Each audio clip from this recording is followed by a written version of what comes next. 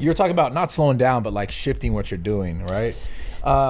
Yeah, not too soon though. Like I feel like it's just a conversation that I'm having, but I'm telling you, like I'm very content with what I'm doing. Like again, like the whole content thing, I'm not burnt out. I feel like I've done a good way of preventing myself from burning out. If I do feel burnt out, which I did like a month ago, I took a week off and I went to Hawaii.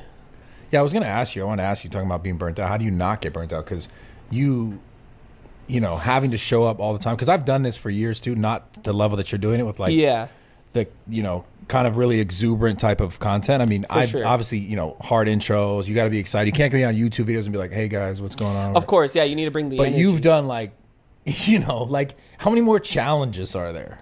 You know, dude, how many more like just how like you go on the internet every week, there's something new. I feel like that's how it is in the YouTube world too. I feel like you'll spark something will come up, something new will come out, and you're like, yo, we got to get on. Where do you get most of your ideas from? Mr. Beast or what? No, I would say, well, I have a team like of 3 that they look at Mr. Beast's videos and they're like, okay. You think my content's exactly like Mr. Beast? No, come on, bro. No, there's just, you know, he made the whole like last 2 challenges for sure. Yeah, but he just made the whole like last to do this thing. Like anytime I see that, I'm like, I just think of Mr. Beast. Of course. But then also the way that you've over time you've edited your stuff like way tighter also reminds me of it, which I know it makes sense because that's probably what's really working in the algorithm with your demographic.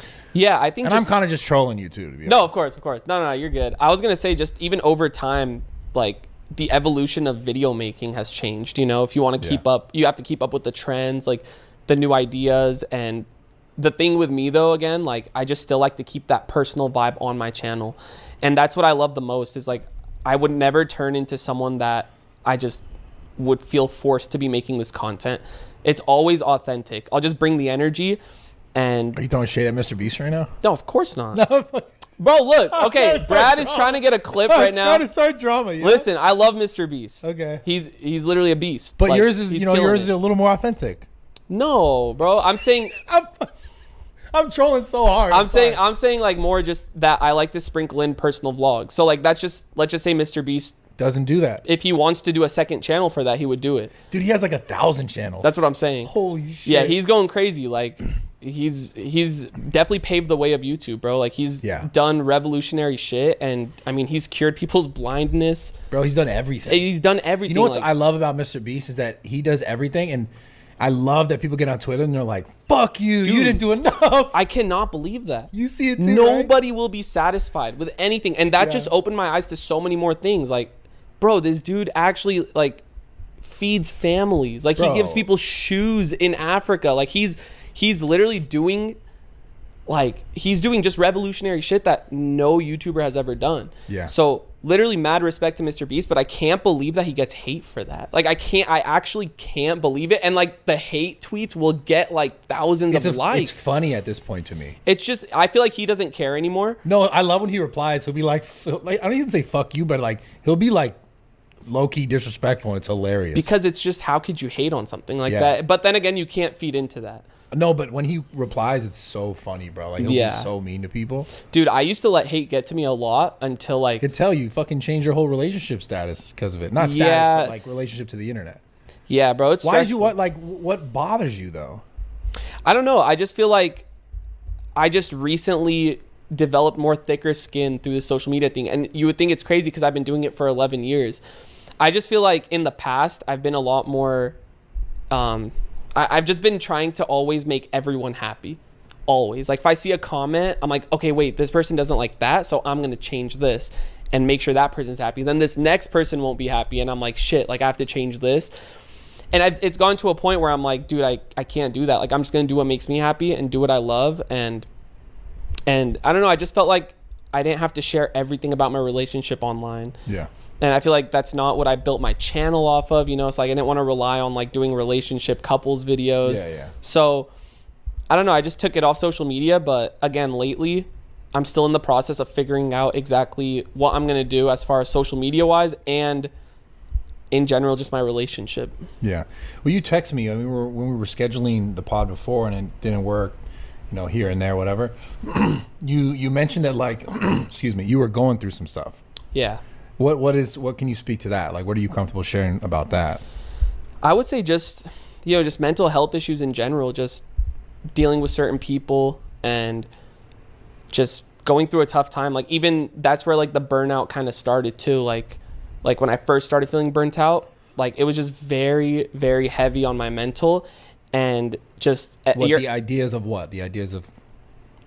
I feel like just like more feedback stuff, like more people, just everyone's eyes are on you at all times. Like being a social media person, like just making YouTube videos, everyone has something to say. And I feel like at that point I was just getting very overwhelmed after years of doing it, and then just dealing with some more personal stuff, like more just like family stuff. So yeah, I just got to a point where it was so hard for me to just function every day, Yeah. And that's why like I took some time off. I know a week doesn't sound like a lot, but to me that was more than enough. Because at the end of the day, I really love doing this stuff, but you just need a break as a human. Like, just even people that work, you need a break every now and then. You need that 2-week vacation, that just that time off in general. So yeah, that's kind of what I was going through, and I wouldn't want to share like any personal details about it, but I've definitely gotten a lot better. Like when I texted you the other day, I'm like, bro, I'm just so mentally happier than I was before that I'm just ready for this podcast. Yeah. It's hard to go on a podcast if you're not there mentally, like you just don't know, like, I don't know, you're just not there. You're not yourself. Yeah. It's interesting. What, and so on that note, as far as podcast goes, why do you think podcasts are so popular? Because they're so different from like the content that you do, like so uniquely different. Bro, I love podcasts. Like I love watching them, and then I also had a podcast. I don't know if you remember. Yeah. All Grown Up, and it stopped. But I hate making promises, but like I am gonna bring it back, bro. Like I really think that's also the next step too. So I upload 3 times a week. I think it would be awesome if I maybe trim that down to 2 times a week, and then that one other time a week is a podcast. Yeah. It was so much fun, and it was something way more different for me that I actually enjoyed. But why did it stop? Yeah. I started it in LA, the 2 months that I was here. And when I moved to San Diego, everything kind of fell apart. The people that worked on it weren't able to. After that was like, I'm just going to like stay dedicated to my YouTube channel. Yeah.